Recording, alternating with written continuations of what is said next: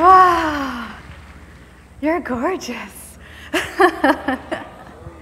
Thank you. So I want to actually talk to you today about magic, like real magic. And this is the magic that's inside of you, inside of me, inside of you. It's our human spirit. And when we see demonstrations of this human spirit come out, like if you see someone who's really in need and another person rushes to their aid, usually you experience some emotional reaction, like maybe you cry or your heart gets warm. And that is the most, in my opinion, the most beautiful thing about being a human being is our ability to love, our ability to come to each other's aid and have compassion and really have this sense of a hero rise within us. And so I'm going to tell you a little bit about my own journey of discovering really truly who I am deep inside and discovering that hero inside of me and the love inside of me, which is the magic pill for every ailment out there. So raise your hand if you believe in the magic of the human spirit. Yeah, woo, a lot of you. I do too. So I'm going to start this story with me.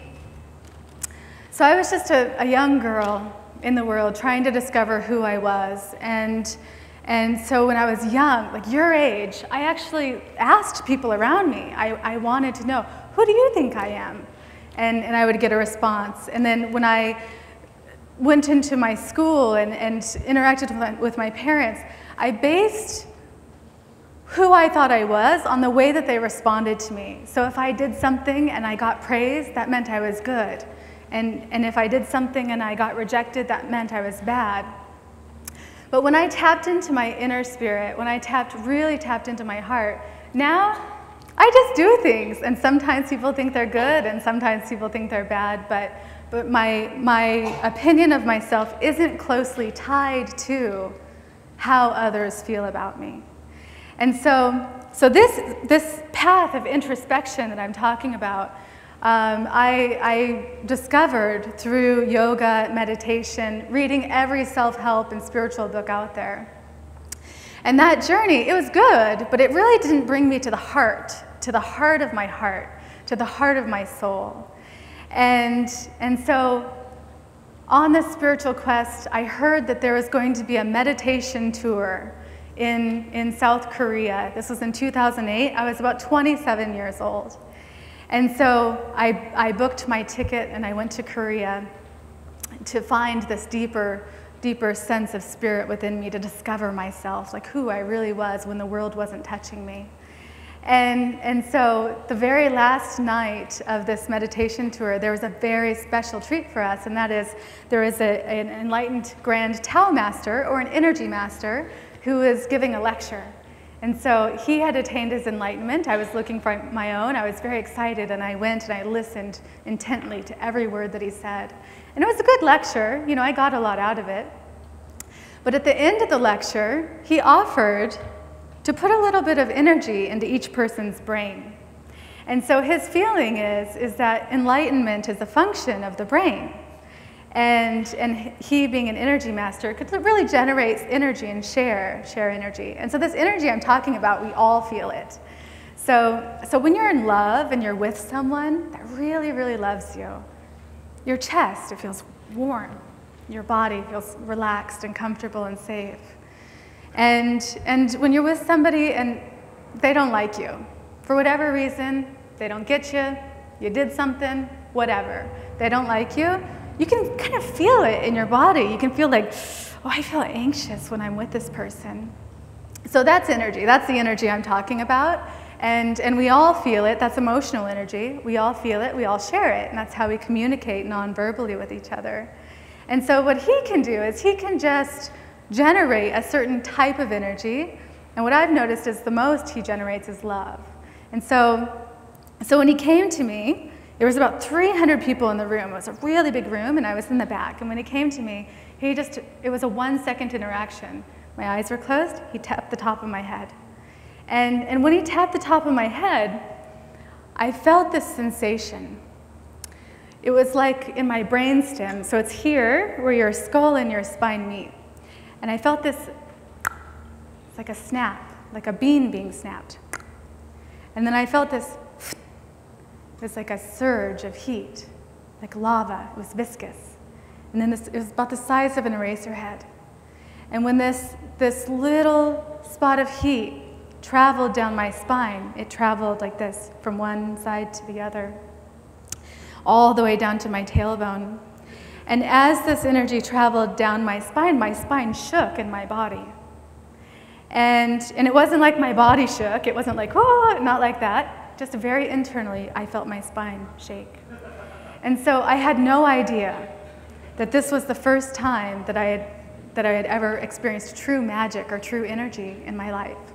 And that is the moment, the pivotal moment that changed everything for me. And so after this happened, I was sick for about 2 weeks. And all of the toxins and stagnant emotions and energy and all of the toxins and the pollutants that I had absorbed over my life released at once. And at the end of this 2 weeks that I was sick, this is where I realized the magic. So I woke up, and I remember I turned on the light in my bedroom, and I looked and I saw these ripples of energy being emanated off of the light bulb. And I kind of rubbed my eyes and looked, and I was like, oh, that's weird. And then as I went through my day, I kept discovering more and more. I could see energy waves. Everything emits energy. There's the wireless waves, the radio waves, people, us, you, me. We're emitting energy at all times. Like right now, you're looking at me, I'm talking, you're receiving certain energy from me. You're receiving certain wisdom, enlightenment from me, even if I don't express it non-verbally. And so I was really able to see with my eyes. Actually, with my eyes, I could see energy. And I saw it as distinctly and as real as the physical world. So the physical world still existed. I could still see form, but it was just about maybe 10 layers back. And another thing that I was able to see is like consciousness. So when people had thoughts or memories, my mind would also show me kind of what they were seeing. And so it sounds really cool, right? Like this sounds like, oh, really cool. Actually, it was a little overwhelming. And what I discovered as I moved through my world, and as I moved through my day, and as I interacted with people, is that there's a lot going on under the surface. And so when you meet someone and they're smiling brightly and you say, oh, how are you? And they're like, I'm good.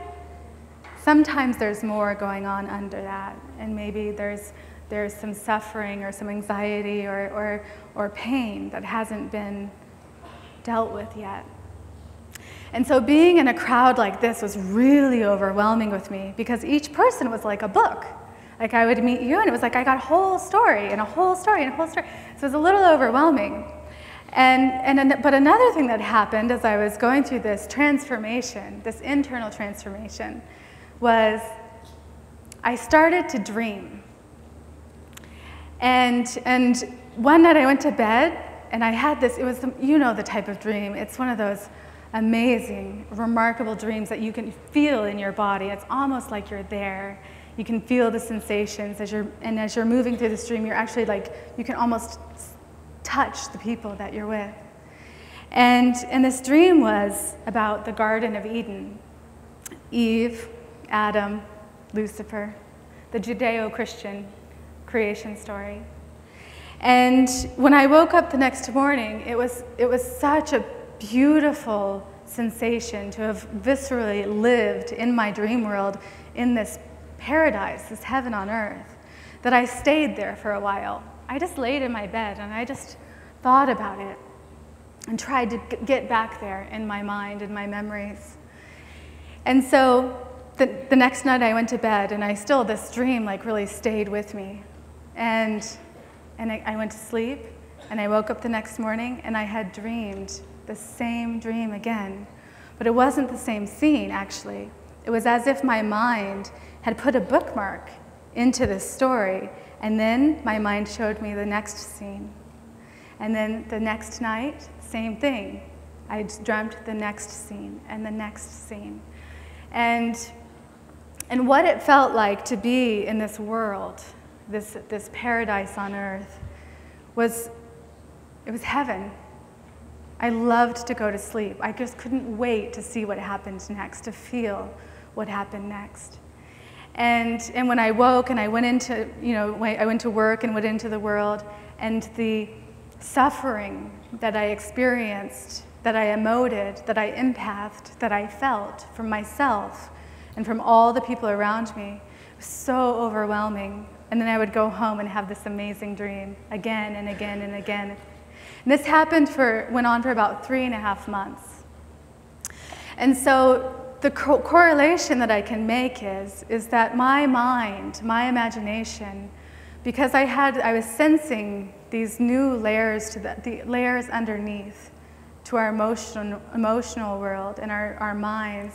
I was really sensing how much suffering is going on for each one of us, that my brain was trying to show me how it happened, like where everything went wrong.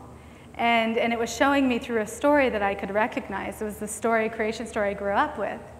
And so I started writing this down. And I learned so much about myself and about the world through recording for my dreams. And at the end of the 3.5 months, I had a book. And I took the book to my mother, and I said, "Mom, I think something really magical just happened here.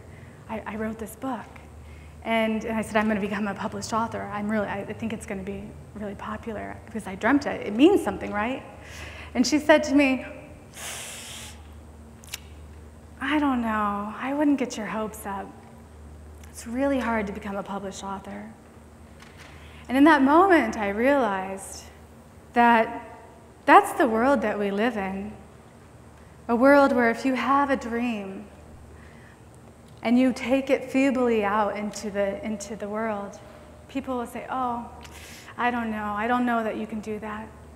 And so a great will and a great might rose within me, and I was determined that I was going to get this story out into the world, not for any other reason than something really special happened to me, and I really wanted to share it with the people around me. And so I published the book. I published it myself, and on Amazon.com. I love them. And through that, actually, about 4 years later, this same Tao master that I had met in Korea in 2008, by some strange coincidence, he had come to my hometown of Denver, Colorado on a book tour. He had written a New York Times best-selling novel. And he came to my hometown. I went to his book signing. I stood very nervously in line. And when I came to him, when I got to the front, I just put my book down, and very quickly I said to him, "Okay, so 2008, you touched the top of my head, and then I saw these things, and then this happened, and I wrote a book, and I published it, and just this whole story I just told you, I told him in about 10 seconds.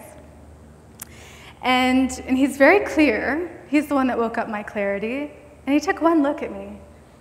And he just leaned forward. And he said, "Do you want to come to Sedona?" This is where he lives part-time. And I said, "Yes." And he said, "Can you come in 2 weeks?" And I said, "Yes." So that another adventure began with that choice. And so he offered to mentor me as I wrote my second book. And so my first book was really all about me figuring out why it hurt so much to be in the world, and why it's so hard to find your place. And the second book that I wrote was how to fix it, how to transform the world that we're living in now, using our own might, our own power, our own soul to literally transform the experiences that you're having in your daily life and the experiences that the people around you are having, and how you can use your energy, your talents to make this world a better place. So that was a really transformative experience as well, writing this second novel, because all of this experience that I had, I was able to utilize it in a way that could, again, help others. So that's my message for you today, is that within you, I didn't even know, I had no idea that I had an author within me. I had no idea that I had something special to share with the world. Just one day, magic happened. And for you, it's the same. There is some hidden talent. There's some hidden gift within you, just waiting to be tapped into and just waiting to be expressed in the world. And when you find it, and when you tap into it, and when you express it, magic happens, opportunities happen, great things happen for you and the people around you. And so it takes a lot of bravery to really be yourself. It's such a controversial thing to just be yourself in this world. But it's a journey that I wish for you, because there's nothing more satisfying, there's nothing more beautiful than a person who has developed their human spirit, who has developed their love and their confidence in who they are and what they are and what they have to share. So I just thank you so much for being here with me today and allowing me to express myself, my experiences, and my heart. And I encourage you to keep looking, even if you don't know what your magic is yet. There are clues to it in your life.